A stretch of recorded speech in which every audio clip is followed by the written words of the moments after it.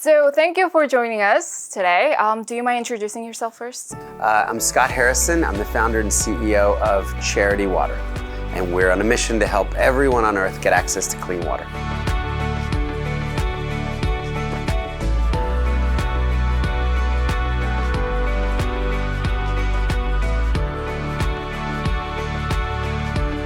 So from what I know, you grew up in a conservative family, Yes. a Christian family.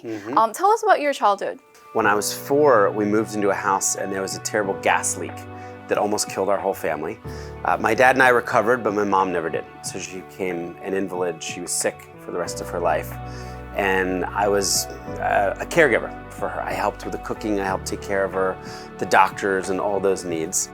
And I went to church, I played piano in the church, I played by all of the Christian rules. And then at 18, I woke up one day and said, I don't have to obey the rules anymore. I moved to New York City and said, now it's my turn, now I can explore the world, and became a nightclub promoter, which is probably the last thing my parents ever wanted me to do, which was go fill up nightclubs full of drunk people. And I did that for 10 years. I worked at 40 different nightclubs in New York City. So we would move from place to place. We would bring in DJs, we would bring in models and celebrities and charge exorbitant amounts for alcohol. And I picked up a lot of the vices that you imagine would come with that. So 2 packs a day, smoking, the drinking, the drugs, the gambling, the pornography, the strip clubs, all this kind of darkness. And I had this kind of double life where my life looked great on the outside, but inside I was kind of rotting inside. I was emotionally bankrupt, I was spiritually bankrupt, and I asked myself the question, what would the opposite of my life look like? What would it look like to actually care about others? There's a lot of talk today about finding your purpose. So this was a little bit of awakening. Well, I don't want my purpose to be getting people drunk for the rest of my life in clubs and going to bed at noon. Can you share any stories that you really felt that you hit the rock bottom? Yeah, there was one day, I remember this noon scenario. I was on Houston Street in New York, and I'd gone to dinner. I had gone to the club. We'd gone to this disgusting Coke bar, this after hours place, and it was around noon. And I remember I'm taking Ambien to try to go to sleep, and I was so upset that there was light coming in the windows at noon. So I'm trying to take comforters and duct tape them to the walls and the windows to block out all the light so that I could go to sleep at 12 o'clock. And it was kind of in that moment looking out on the normal day of New York City, just realizing, wow, this is kind of sad. This is kind of pathetic. About 6 months after this initial realization, I started applying to work at charities. Could I go to the poorest country in the world maybe? Would I have anything to offer people living in poverty? So I applied to a bunch of organizations that I'd heard of, a lot of the famous big charities, big humanitarian aid organizations, and to my surprise, nobody wanted me. I was turned down by all these organizations because I'm a club kid, and of course they're very serious people. And I was very fortunate that one organization didn't deny me and said if I was willing to pay them a little bit of money every single month, and if I was willing to go live in Liberia, West Africa, then I could join their mission. And I signed up. So describe the Africa you saw during this journey. Well, the mission that accepted me as a photojournalist. So I would pay them $500 a month, and I would write stories, and I would take pictures of the medical work that their doctors were doing. And it was a huge ship, 500-foot, 50-meter hospital ship that was filled with volunteer doctors and surgeons from 41 different countries. So the doctors would effectively give up their vacation time. They'd fly to Africa, they would live on the ship, and then they would bring sick people up on the ship, operate for free, and then set them loose. So, one vivid memory was on my 3rd day in Africa, in West Africa, we held what was called the patient screening. So our doctors would effectively say, if you're sick with these conditions that we can treat, turn up, we'll triage you, and then we'll hand out surgery cards and give you the day that you can come on the ship for your treatment. And we had 1,500 surgery cards to give out, 1,500 available slots. That day, my 3rd day in Africa, I remember turning up at 5 in the morning. I had my cameras. I was so excited to see, is anybody gonna come? And over 5,000 people came. I watched us turn away over 3,000 people. People who had come with hope, people who had come from neighboring countries. Some people walked more than a month, often with their children who were sick, just hoping to see a doctor, and we didn't have enough doctors. We didn't have enough resources. And that was such an indelible moment for me of the need is so much greater than the resources we have. And the year that I signed up for stretched into 2 years.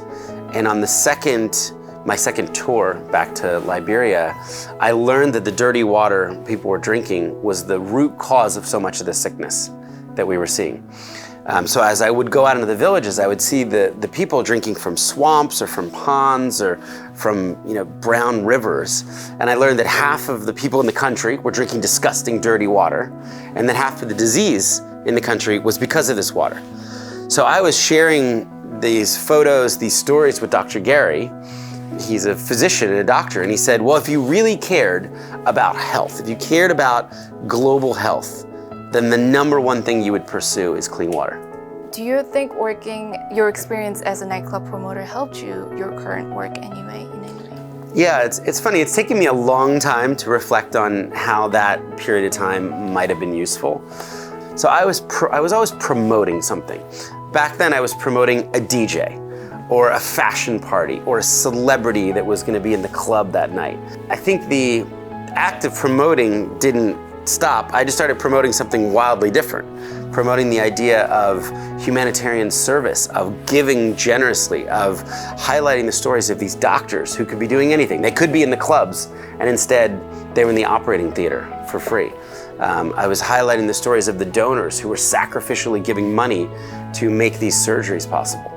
When I learned that so many people globally were born in areas without access to this, as we sit here today, 663 million people are drinking dirty, contaminated water that could kill them. Now, water is so much more than I even thought. So water is so impactful to health. So I mentioned earlier about 50% of the disease throughout the developing world, throughout these countries that are in need, is because of bad water. So imagine walking into all of the hospitals and sending half the people home just by giving them clean drinking water. I guess the other thing that I learned was just the time spent collecting water was a huge burden on people. So in Africa alone, women will spend 40 billion hours just getting water that's not even clean. So that's more than the entire global workforce of countries in Europe. That would add up to more than every single person in France working for an entire year. So you have this kind of lost economy. So when you're able to provide clean water, you not only impact the health so dramatically, you impact the education, but you're giving women and girls hours back every day. Imagine getting 7 hours back every single day. Water's kind of this thing that touches 5 or 10 other things. When I met Helen, or when our team met Helen for the first time, she was telling her story, and she said, well, before Charity Water came in, she said, I used to walk a long distance, and I would carry these 2 yellow cans full of about 40 liters of water. And she said, every day I was faced with the decision, what do I do with this water? It's not enough water. Do I let my husband take a shower or a bath? Do I let him drink it? Do I wash my kids' school uniforms? Do I keep my kids clean? Do I keep my house clean? Do I garden? As a Ugandan woman, she said, we always put our families first. So she never used the water for herself. She said, now there's a charity water project in my village. I can take all the water that I want. I don't have to walk anymore.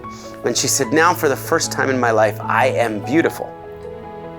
We didn't get it. See, you get it.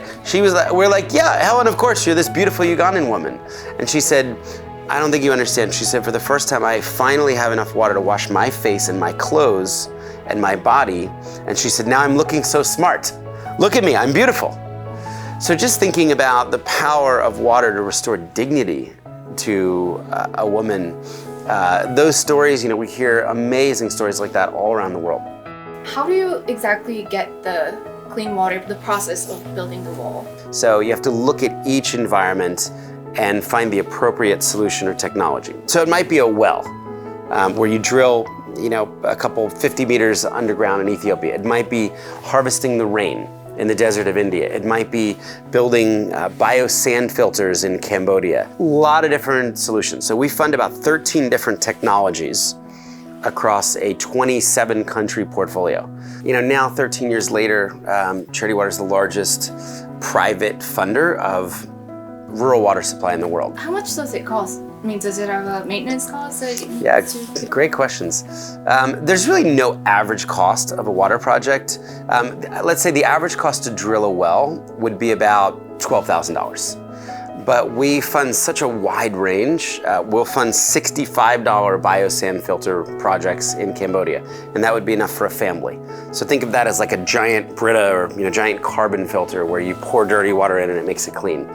And then we'll fund $1.6 million systems in Rwanda that are networks of pipes and solar and are moving water across hills and mountains into these different communities and distribution points. So I think that maybe a better way to think about it, it costs us about $40 on average to give a person clean water. So in some countries it's a little cheaper, in some countries it's a little more. But you think about that, that's such a small amount of money. I mean, for $40, you can take someone, 10 coffees, let's say. You could take someone from drinking dirty water to clean water. Was it something that you witnessed in the field, that you felt criticism about how charities are? So many young people my age and younger, they didn't trust charities. They weren't giving to their parents or their grandparents' charities because of the lack of transparency. Because they didn't know where their money would go or how much of their money would actually reach the people. So I had this idea, what if we could take the most common objection people have and just eliminate it? So what if we could promise that 100% of every donation charity would ever take from anywhere in the globe, here in Korea, from India, from Europe, from the United States, and we could promise that 100% would go directly to build clean water projects that we would prove transparently and then give people clean water. And then people said, well, how would you then actually pay for all the other stuff? We opened up a separate bank account, and I really committed to raising money for the staff, the office, the flights, the copy machines separately.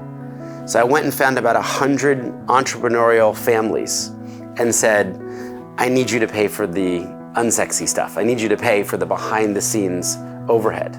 So to this day, 13 years later, now almost $500 million raised. I went to the founders of Facebook and Twitter and Spotify and senior executives at Google and Apple and said, look, you run businesses, you've built businesses, you understand that there is a need to pay people's salaries, there is a need to have an office.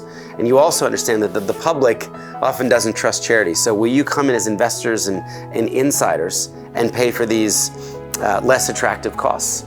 And they said yes. When we first started Charity Water, actually the 100% model worked great. People were just throwing money at that idea.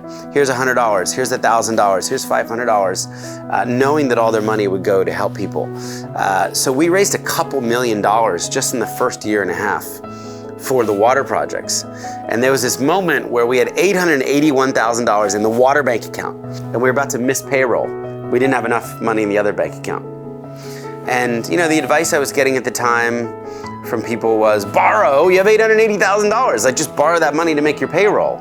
And I remember saying, if we borrow 1 penny, we've compromised our integrity, we would lose trust just in ourselves. So I was gonna shut the organization down and just say, hey, this business model didn't work. I couldn't get enough people to pay for the overhead. I remember praying at that time with very little faith, if I'm honest, for some sort of miracle. And, days later, a complete stranger walked in the office, met with me for 2 hours, and wired $1 million in the overhead account. Oh, for that operational. You got it. Just said, I love this idea, you just need more time to work it out. Oh. So we went from basically bankrupt to more than a year to be able to pay our staff. And then we turned that one person into 135 families. There's a lot of organizations that work under UN's sustainable goal. How would you say your organization stands out from them? I think we were the first charity to get 1 million Twitter followers.